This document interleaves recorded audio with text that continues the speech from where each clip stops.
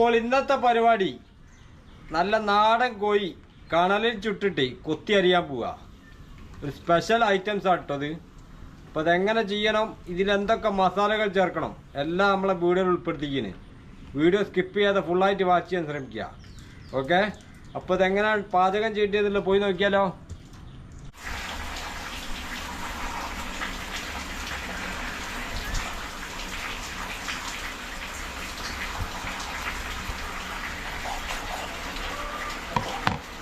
അതേമാതിരി ചിക്കൻ്റെ മുകളിൽ കംപ്ലീറ്റ് ഒന്ന് വരഞ്ഞെടുക്കട്ടോ. ഇനിയാണ് നമുക്ക് ഇതിൻ്റെ മുകളിൽ മസാല തേച്ച് പിടിപ്പിക്കേണ്ടി.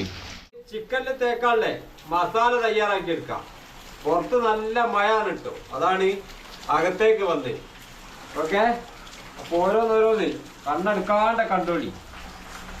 മുളക് പൊടി ഒരു 1.5 സ്പൂൺ മുളക് പൊടി,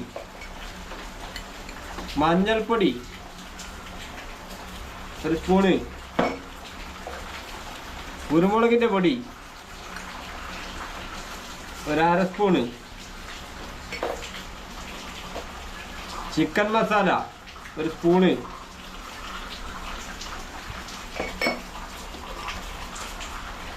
കാശ്മീരി ചില്ലി 1 സ്പൂണ്, ഉപ്പ് 1/2 സ്പൂൺ ഉപ്പ്, മല്ലിപ്പൊടി 1 സ്പൂണ് മല്ലിപ്പൊടി, ഇതേപോലെ ഇഞ്ചി വെളുത്തുള്ളി അതുപോലെ പുതിന ചപ്പ് ഇതിൻ്റെ പേസ്റ്റാണ് ഇട്ടത്. ഇതാണ് ചേർത്ത് കൊടുക്കുക.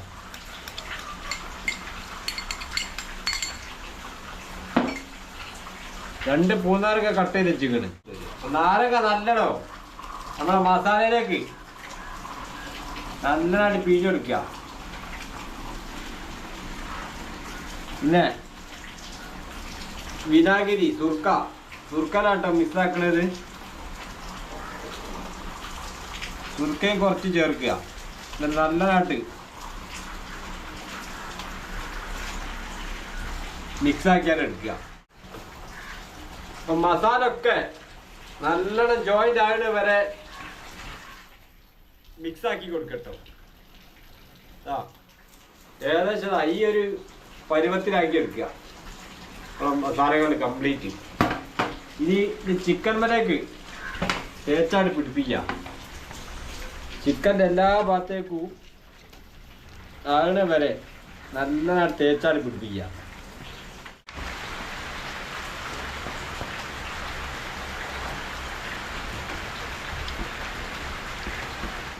മസാല കംപ്ലീറ്റ് ചിക്കൻ്റെ മുകളിൽ നന്നാക്കി തേച്ച് പിടിപ്പിച്ചതിന് ശേഷം ഒരു 2 മണിക്കൂർ ഇത് ഫ്രിഡ്ജിൻ്റെ അകത്ത് വെക്കണം.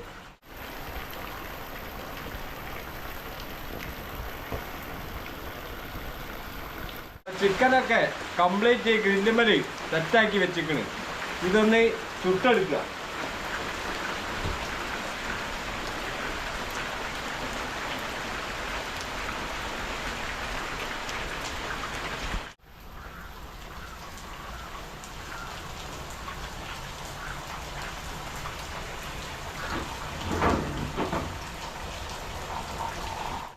ചിക്കന് ഗ്രില്ല് കയറ്റിട്ട് 10 മിനിറ്റ് ആക്കിയിട്ട് ഏകദേശം.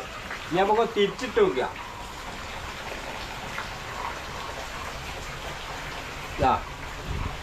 ഏകദേശം ഒരു ഭാഗം ഒരു മാക്സിമം ബന്ധിട്ടിക്കിന്.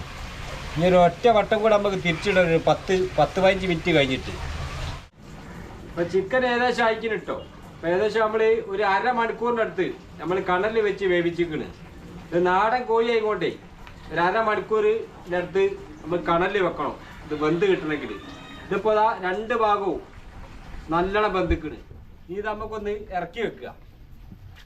ഇത് നമുക്ക് ചൂട് തണിഞ്ഞ് കഴിഞ്ഞിട്ട് ഇതിൻ്റെ മുകളിലുള്ള എല്ല് കംപ്ലീറ്റ് ഒഴിവാക്കി നല്ലോണം കൊത്തി അരിഞ്ഞ് പീസാക്കണം. അതിൻ്റെ മുന്നേ ചെറിയൊരു പരിപാടി വേറെ ഉണ്ട്. അതെന്താണെന്നുള്ളത് കാണിച്ചു തരാം. വരി.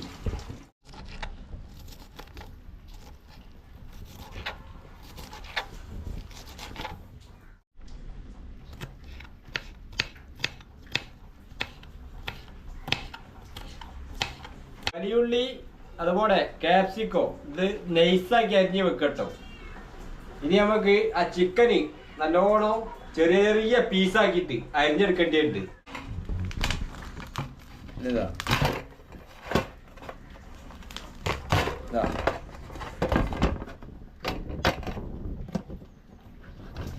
ഇതേമാതിരി ഇതിൻ്റെ മുകളിൽ എല്ലിൻ്റെ മുകളിൽ കംപ്ലീറ്റ് ഇതും കൂടി വൃത്തിയെടുക്കുക.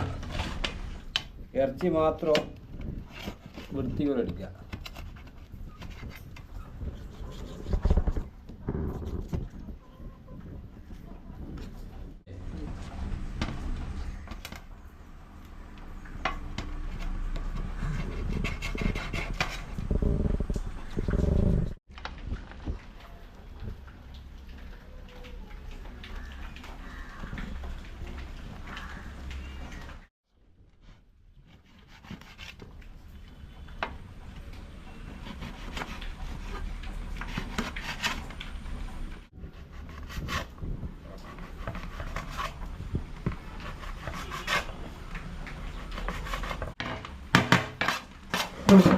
ഇതാ ഇവിടെ ഗ്രില്ല് കണലിട്ട് വേവിച്ച ചിക്കൻ ഇതാ എല്ലുമ്പൊക്കെ ഒരു കഴിഞ്ഞതാ ഇതേ കോലത്തിൽ അരിഞ്ഞു കൂടെ എടുക്കുക.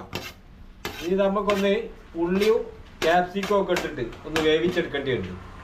ഓയിൽ ചൂടായി വരുന്നല്ലോ നമ്മൾ നേരത്തെ അരിഞ്ഞു വെച്ച ഉള്ളി ക്യാപ്സിക്കോ ഇതിലേക്ക് ഇട്ടെടുക്കുക.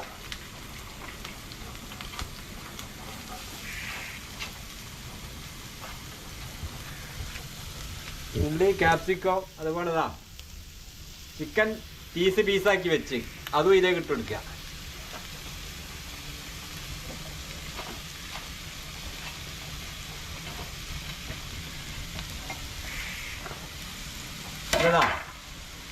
ഒരു 2 അല്ലി കറിവേപ്പില അതും ഇട്ട് കൊടുക്കുക. നന്നാക്കി ഇളക്കി കൊടുക്കുക.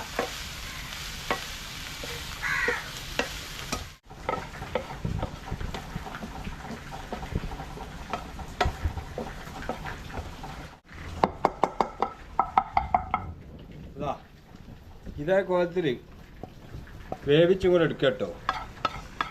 ഉള്ളിയൊക്കെ ഇട്ട് നല്ലോണം വേവിച്ചെടുത്ത സാധനം അതേമാതിരി ചപ്പാത്തി വെച്ച് ഉപ്പും സാധനം കുഴപ്പമില്ല അതും കൂടെ എടുക്കുക.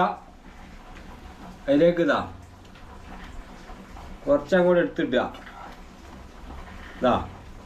അതേമാതിരി എന്നിട്ടാ അതിൻ്റെ അകത്തേക്ക് മയോണൈസ് ഇങ്ങനെ കൂടി പാരുക.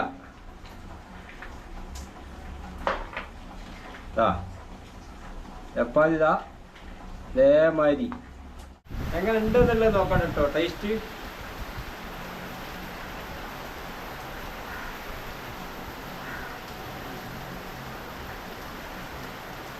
അടിപൊളി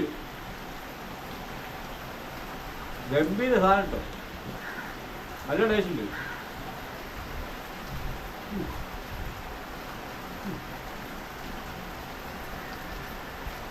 അടിപൊളി. ഇതുപോലെ റെസിപ്പികൾ നിങ്ങൾ വീട്ടിലുണ്ടാക്കി നോക്കുക. എൻ്റെ വീഡിയോ ആദ്യമായിട്ട് കാണുന്നവർ സബ്സ്ക്രൈബ് ചെയ്യുക. വീഡിയോ ഇഷ്ടപ്പെട്ടാൽ ലൈക്ക് ചെയ്യുക. ഓക്കെ, അടുത്ത വീഡിയോയിൽ കാണുന്നവരെ എല്ലാവർക്കും ഗുഡ് ബൈ.